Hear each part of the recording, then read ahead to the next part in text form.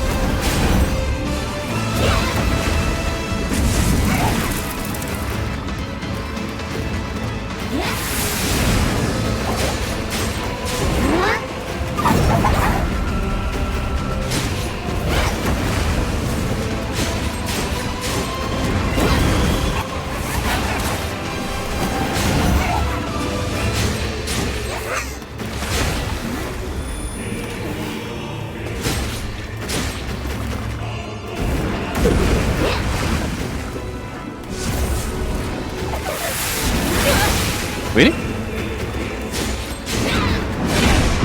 What the fucking...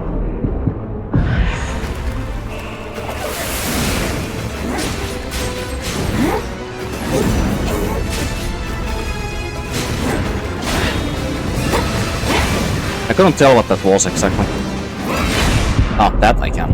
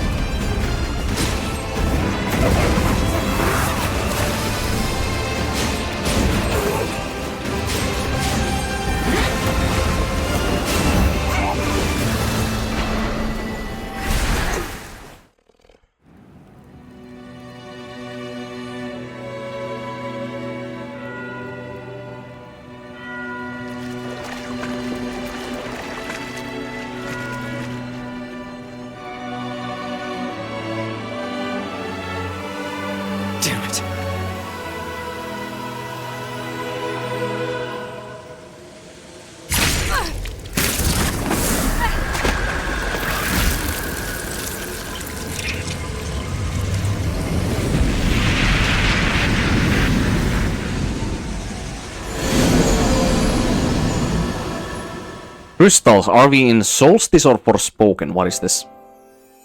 Oh right, it's the memories of the person again. Mia, I'll be back. Sorry, but it's time. You shouldn't sleep so late, you know.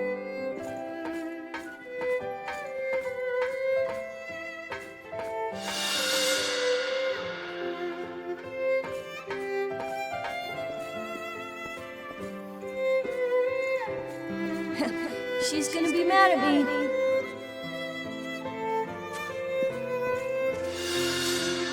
Remember, once you're in there, you're in forever. Are you really sure?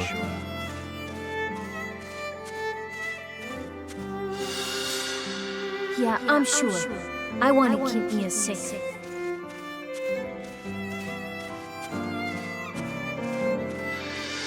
You have a noble spirit, Nicola. I respect that.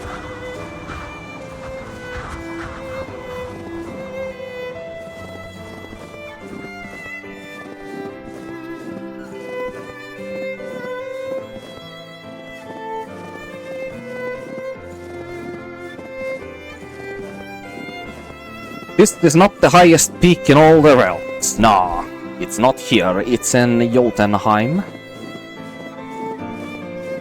Although that door seems to go nowhere. You saw who was there with the kid, right?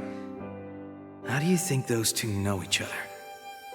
What the hell is going on? We don't know anybody named Jack in this game. I think that memory was from the boy. What exactly was going on? A snowy mountain. Is something there? I think that memory was from the boy. A snowy You saw who was there. What the?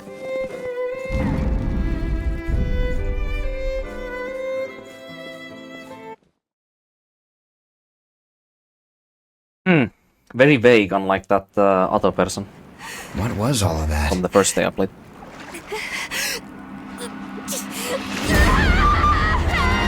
Damn! She's losing herself.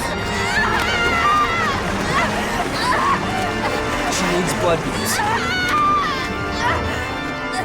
Right. Then we're going back to base.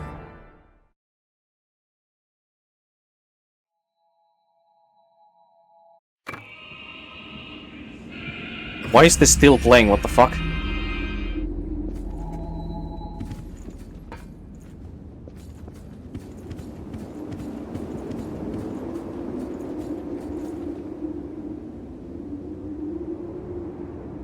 The fuck?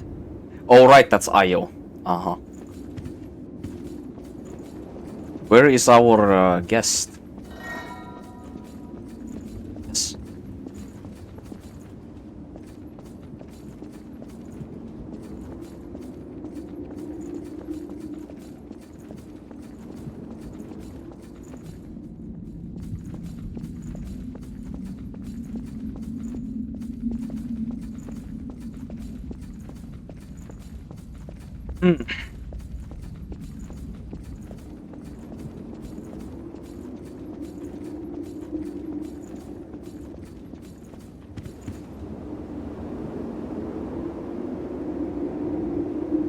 I think I need to say something about this game's boss fights that I have not said yet.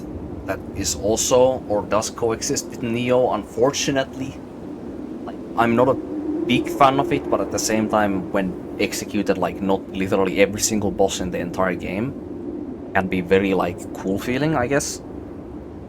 But, like, Dark Souls and From Software generally does not expect you to play a fight damn near, like, perfectly in order to win a lot of the time. And they usually do that by not having the boss fucking one-shot you with their attacks, as well as a combination of not having the boss be the tankiest piece of shit to the point where you literally cannot afford taking hits at all with very few healing items that you have. So, as a contrast in this game, we have only 3 healing items, and the boss takes, like, on average, any boss that I have fought so far takes like 70% of my HP off almost in one single hit usually. And a healing item heals for like half of that. And I have 3 healing items. So what does that leave me? I can get hit by the boss with a full HP bar that I can replenish like maybe twice at best. So I can take 2 hits from the boss that I can heal back to full HP. That's all my healing items gone. 2 hits. And then I can take like 2 or 1.5 a hit. And then I'm dead. From that full HP bar that I was able to heal.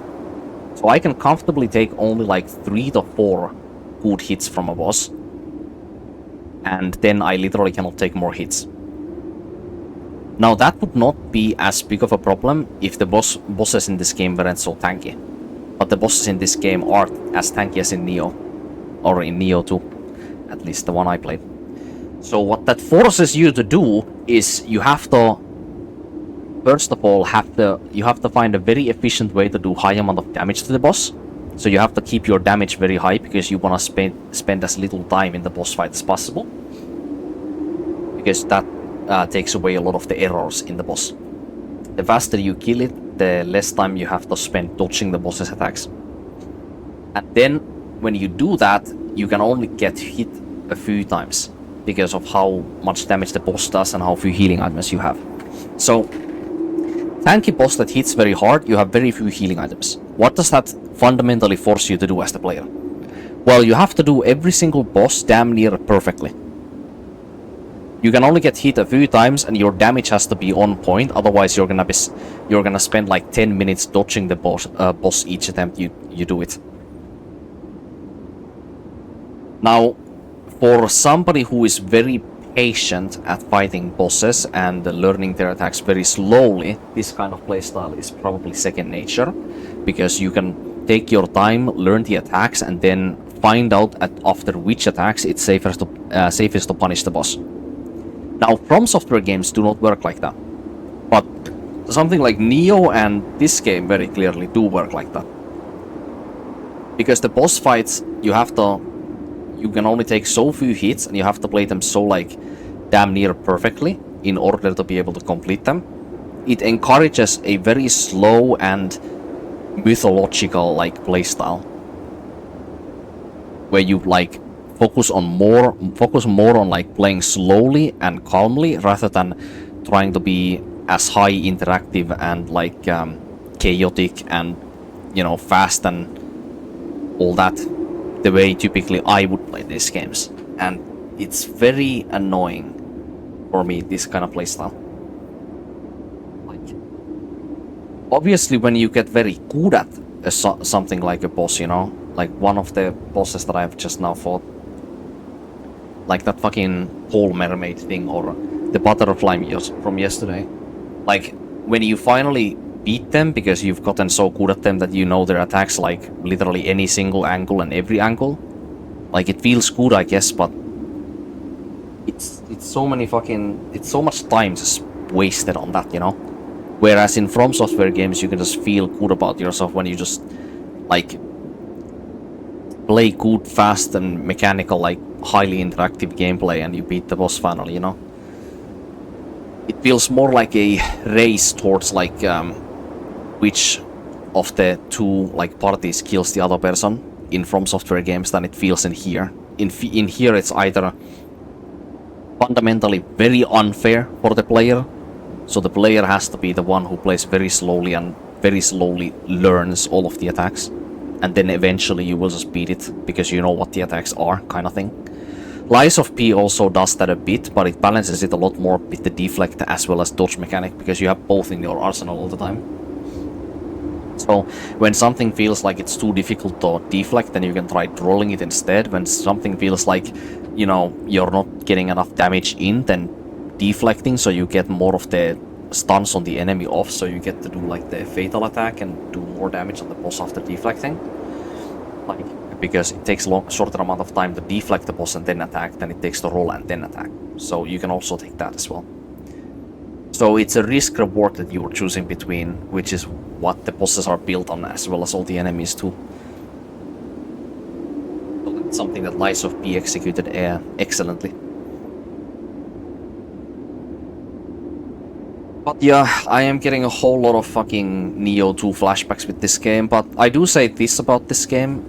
Unlike with Neo 2, this game actually feels charming, unlike Neo 2. Neo 2 just feels like it's like it gets pretty fucking bland and pretty, what is the word exactly I'm looking for here? It starts to get significantly more monotonous after a while when you get past like the mid-game. Game stops introducing new enemies, and like the story is presented in such a unbelievably boring way. This game actually like shows its story a lot better too. It's not great by any means, the presentation of it, or what the story itself is, or even like okay, I forgot what the word for this one was. The setting of the game either, right? Like that's nothing like new or anything. It's not inventing the wheel again or something, as I have in the title, I think. But like it is interesting enough where you feel like it's like piques your curiosity as to where we are going in the story, you know?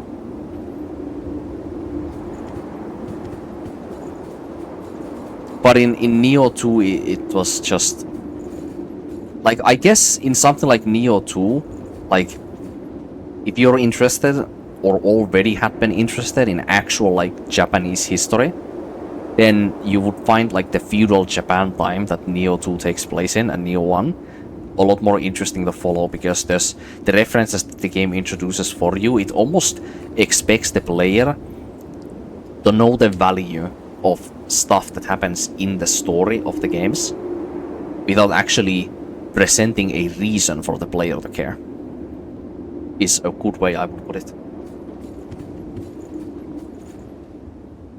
But yeah, unfortunately with this game, because I'm talking about Nioh 2 so much, like, that's the game that this game probably resembles the most of. It's a combination of Dark Souls 1's and Demon Souls' jankiness and Lies of Peace Unreal Engine clankiness. This game was probably Unreal Engine as well, I would not be surprised. I mean, it is likely. I would be very surprised if it was something else. And then also it has the very unfairness of Nioh 2's like boss design, where you just get one-shot slapped with fucking status effects, point and left and right, and just insta-die kind of thing. It's just like a fucking instant cascade event when you get hit once by a boss in this game. That's how it feels like when healing is that slow as well.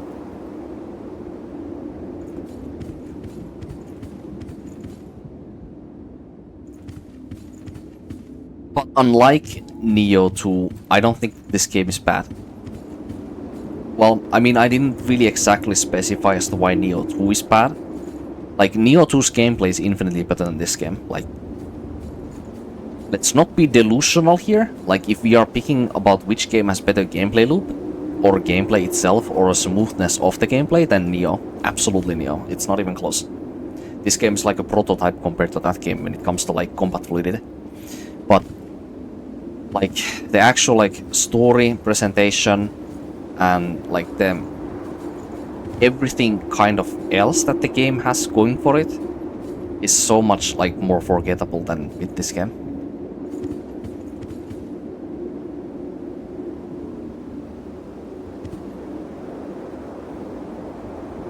But yeah, I'm gonna talk to all these NPCs next time, I guess. See what happens.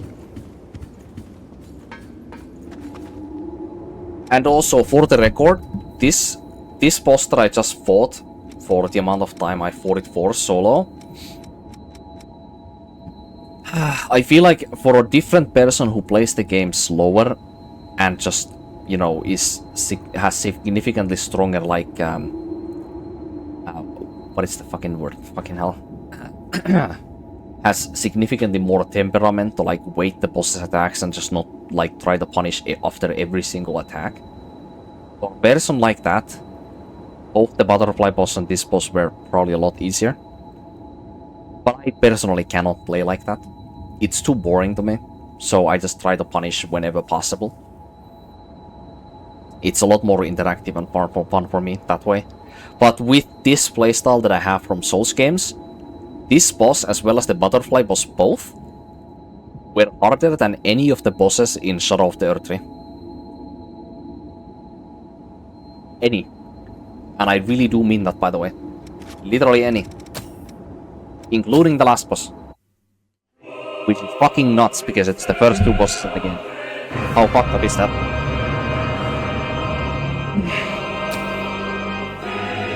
Anyway, I'm gonna stop now.